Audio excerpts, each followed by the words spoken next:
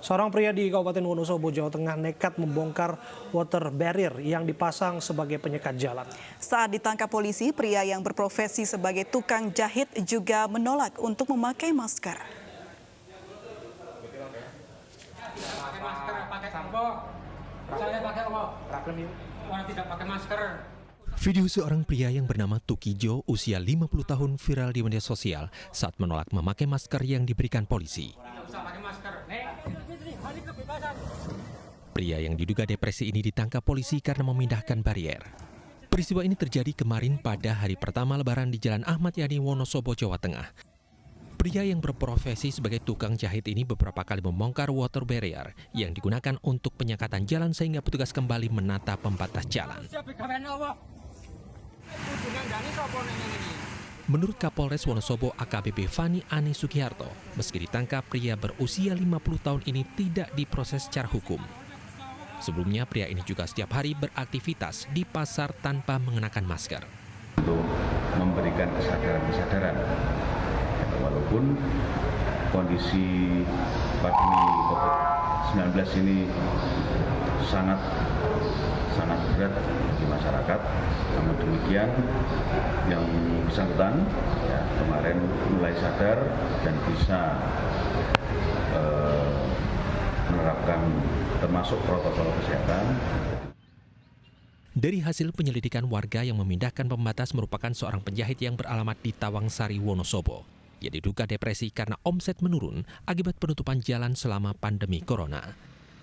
Dari Wonosobo, Jawa Tengah, Didi Dono Hartono, iNews melaporkan. Pemirsa, terus meningkatnya kasus positif corona di Jawa Timur membuat penerapan pembatasan sosial berskala besar diperpanjang hingga 9 Juni 2020. Perpanjangan PSBB berlaku di 3 wilayah, yakni Kota Surabaya, Kabupaten Gresik, dan Kabupaten Sidoarjo.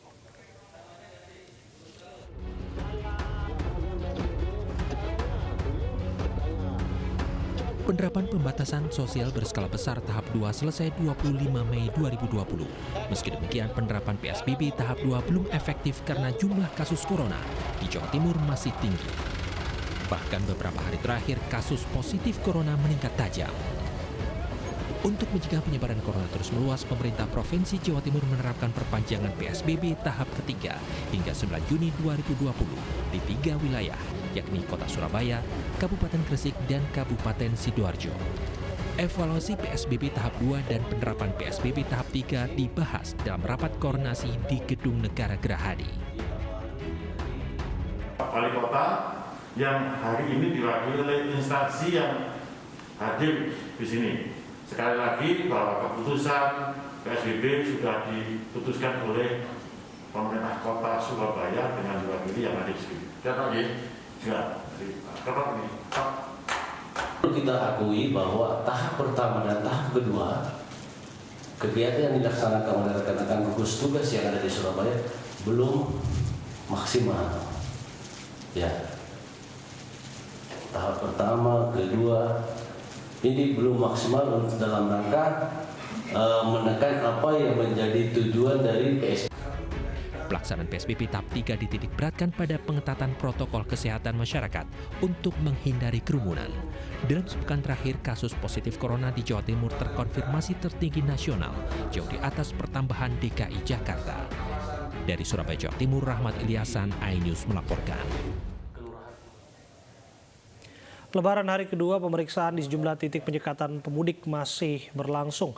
Bagaimana situasi di lokasi penyekatan pemudik dan apakah masih ada warga yang nekat mudik? Kita langsung bergabung bersama dengan Hasbi Allah di Tol Cikarang Barat, Kabupaten Bekasi, Jawa Barat, dan Mahathir Muhammad di Tol Cikupa, Tangerang, Banten. Terlebih dahulu kita akan menuju ke Tol Cikarang Barat bersama dengan Hasbi.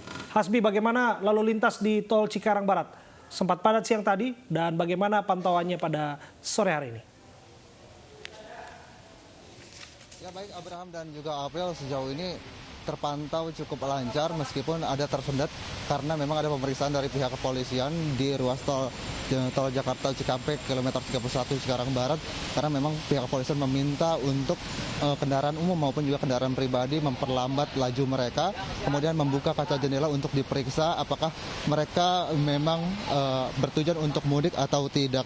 Kemudian mereka juga meminta untuk memutar arah ke daerah Jakarta melewati exit tol Cikarang Barat 3 karena memang 3 hari sebelum Hari Raya Idul Fitri memang mekanismenya adalah memutar arah kendaraan menuju Jakarta karena memang berujuk dari peraturan Gubernur DKI Jakarta untuk tidak mudik terlebih dahulu.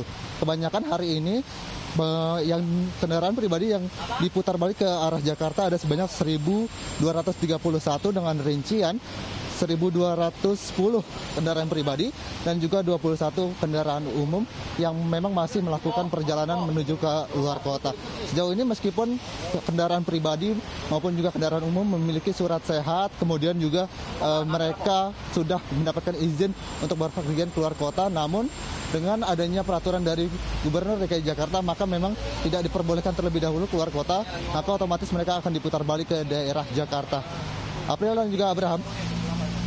Di Tol Cikarang Barat, kita menuju Tol Cikupa, Tangerang, Banten. Sudah ada rekan Mahathir di sana. Mahathir, seperti apa pantauan penyekatan pemudik di sana, Mahathir?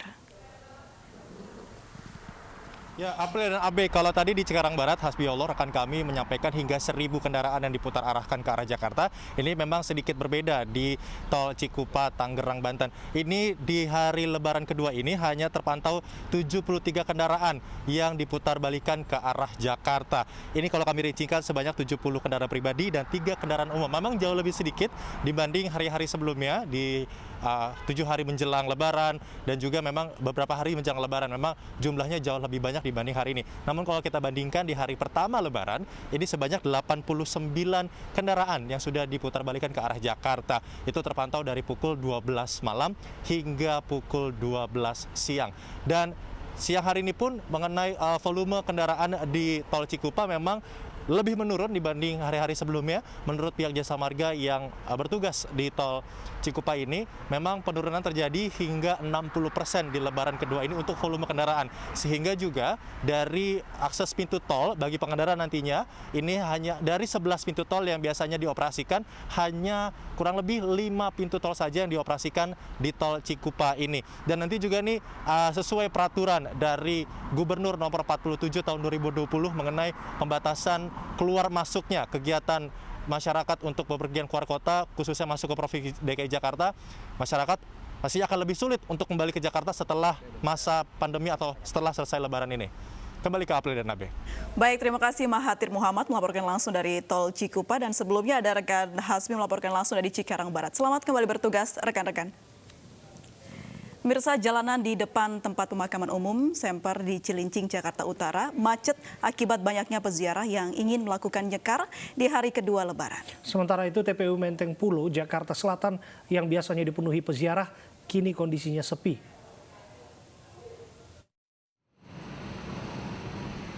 Ruas jalan raya di depan tempat pemakaman umum Semper Cilincing, Jakarta Utara ini macet karena banyak warga yang ingin melakukan ziarah makam di hari kedua Lebaran. Kemacetan terjadi hingga masuk ke areal pemakaman. Selain meningkatnya jumlah peziarah yang datang, banyaknya kendaraan yang berhenti di pinggir jalan untuk membeli bunga juga menjadi penyebab kemacetan. Bagi sebagian warga, ziarah ke makam keluarga di Hari Raya Idul Fitri menjadi tradisi setiap tahun. Meski menggunakan masker selama berada di areal pemakaman, namun peziarah tidak mengindahkan jaga jarak.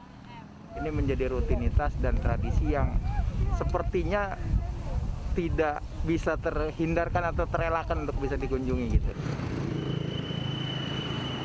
Sementara itu di TPU Menteng Pulo, Jakarta Selatan yang biasanya dipenuhi peziarah, kini kondisinya sepi. Hanya ada beberapa peziarah yang melakukan tradisi nyekar ke makam keluarga. Waspada tetap, ikutin aturan pemerintah tetap, di rumah tetap. Tapi kan ini juga namanya termasuk rutinitas juga ya, gitu. Jadi mau nggak mau kita datang juga ke sini. Tetap kita tadi sih pakai masker, itu biasa. Gitu. Yang penting tradisi kita jalanin, ya aturan pemerintah ya kita jalankan juga gitu. Warga yang datang mayoritas berasal dari wilayah ibu kota. Dari Jakarta, Tim Liputan iNews melaporkan. Tempat pemakaman umum Karet Bifak Jakarta Pusat juga ramai dikunjungi warga yang berziarah ke makam keluarga. Ya, saat ini sudah bergabung bersama kami Angelika Deevagam. Angel, apakah di sana masih dipadati peziarah? Abraham dan April di hari kedua Hari Raya Idul Fitri 1440 Hijriah ini masih banyak warga yang melakukan ziarah ke TPU Karet Bifak Jakarta Pusat ini. Dan dari pantauan kami ada 2 gerbang yang bisa diakses warga untuk melakukan ziarah atau nyekar ke TPU, yaitu gerbang yang berada di Jalan Kiai Haji Mas Mansur dan gerbang yang berada di Jalan Penjernihan. Untuk di gerbang yang berada di Jalan Kiai Haji Mas Mansur ini dari pantauan kami masih dilakukan protokol kesehatan, yaitu pemeriksaan suhu tubuh. Namun kami tidak melihat adanya tempat pencuci tangan ataupun ketersediaan hand sanitizer di depan gerbang ini. Dan yang kedua, di gerbang TPU Karet Bifak yang berada di Jalan Penjernihan, meskipun gerbang utamanya di situ ditutup, namun ada gerbang kecil di sampingnya yang dibuka sehingga warga bisa untuk keluar masuk melalui gerbang kecil itu. Namun tidak terlihat adanya pemeriksaan kesehatan atau maksud kami pemeriksaan suhu tubuh di sana. Sementara banyak juga pedagang yang menjual kebutuhan atau perlengkapan untuk melakukan ziarah, meskipun terlihat berdampingan, namun jarak antara pedagang satu dengan pedagang yang lainnya ini pun tidak terlihat jauh begitu, atau dengan kata lain tampak berdekatan antara pedagang satu dengan pedagang yang lainnya. Di depan gerbang dari TPU Karet Bifak juga banyak sekali motor-motor yang diparkir di depan gerbang tersebut. Sementara itu untuk warga yang mendatangi TPU Karet Bifak ini juga bermacam-macam, dari orang tua hingga anak-anak. Dari pantauan kami banyak dari mereka yang sudah menggunakan masker, namun tidak sedikit dari mereka yang tidak menggunakan masker, khususnya anak-anak yang masih berlari-larian, sehingga kita ketahui bahwa protokol kesehatan utama di tengah masa pandemi COVID-19 ini adalah menggunakan masker, dan anak-anak merupakan salah satu potensi yang menjadi carrier atau pembawa penyebaran COVID-19 ini. Sehingga untuk itu diharapkan pihak pengelola dapat bersikap tegas untuk melaksanakan protokol kesehatan demi atau berupaya sebagai salah satu upaya untuk mencegah penyebaran COVID-19. Abraham dan April. Baik, terima kasih. Angelika Deevagam melaporkan Anda langsung dari TPU Karet Bifak Jakarta. Kita beralih ke informasi lain, pemirsa. Nama M. Nuh warga Jambi sepekan terakhir menjadi perbincangan karena sebelumnya dianggap pemenang lelang motor listrik yang ditandatangani Presiden Joko Widodo. Setelah sempat menghilang, kini M. Nuh muncul dan diarak warga saat Lebaran.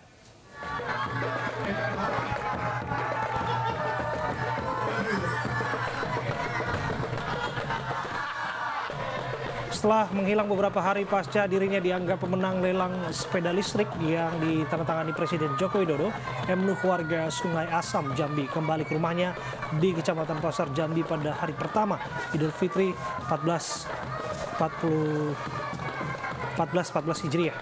Selain berfoto bersama, M. Nuh juga diarak oleh warga dengan iringan rebana. Kepulangan M. Nuh ke rumahnya dibenarkan oleh Ketua RT 20 Kelurahan Sungai Asam, Kota Jambi.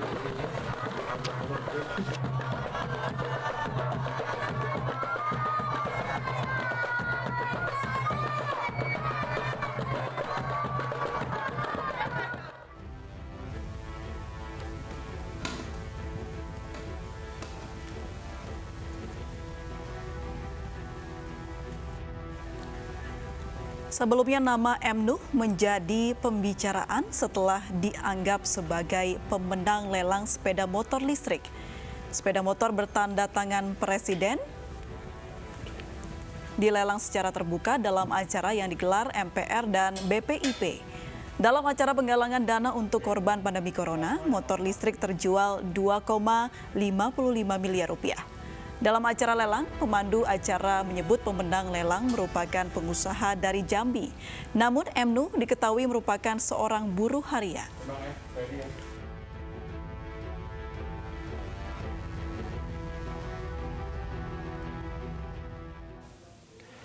Di tengah pandemi virus corona, banyak orang yang tidak bisa merayakan Idul Fitri bersama dengan keluarga tercinta. Di antaranya adalah tim medis. Mereka tetap bertugas memberikan pelayanan dan berjuang sekuat tenaga merawat pasien COVID-19.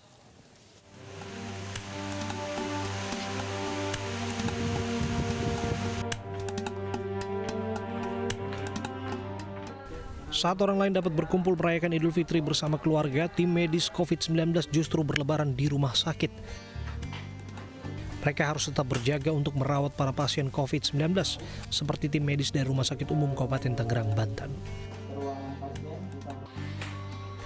Tahun ini Rizal Arisandi, perawat RSU Kabupaten Tangerang, tidak bisa mudik dan berkumpul bersama sanak saudara seperti pada lebaran sebelumnya. Meski sedih, dia tetap merasa bersyukur dapat merayakan lebaran bersama tim medis lainnya. Bedanya untuk yang tahun sekarang mungkin kita lebih berat menjalani Idul Fitri karena kita tidak bisa silaturahmi langsung dengan keluarga dan tidak bisa berkumpul bareng dengan keluarga. Sebagai benteng terakhir COVID-19, Dr. Rina Diana yang bertugas di Rumah Sakit Kartika Pulau Mas, Jakarta Timur juga merelakan momentum lebaran bersama keluarga. Dia tetap berjaga di rumah sakit dan merayakan hari kemenangan bersama tenaga kesehatan lainnya. Yang saya rasakan gado-gado sih ya Kak, maksudnya dibilang sedih enggak gitu ya, dibilang ya senang juga jelas enggak gitu ya, karena ada positif sama negatifnya gitu ya. Dari segi negatifnya ya memang kita nggak bisa kumpul sama keluarga gitu ya. Guna mengobati kerinduannya, Dr. Rina bersilaturahmi dengan keluarga melalui video call.